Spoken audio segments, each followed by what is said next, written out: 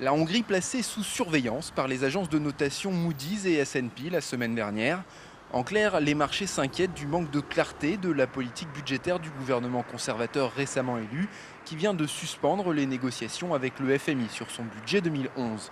Face aux craintes des investisseurs étrangers, la porte-parole du gouvernement martèle les objectifs hongrois.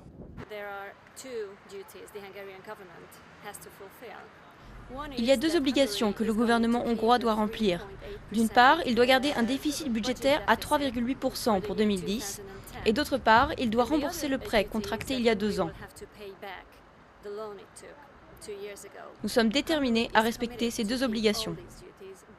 En 2008, le FMI et l'Union européenne sauvent la Hongrie de la faillite en lui accordant un prêt de 20 milliards d'euros en échange de la promesse d'une cure d'austérité.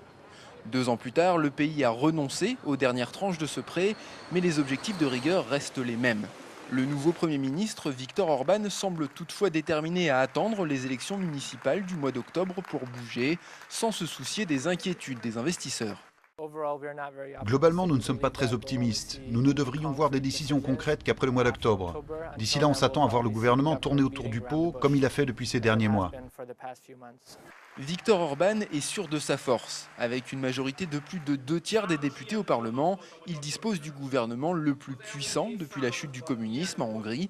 Il se permet donc d'imposer son propre rythme. Le message est très confus en ce moment. Orban ne s'inquiète pas de perdre en popularité dans son pays. Il ne s'inquiète pas de voir son gouvernement s'effondrer.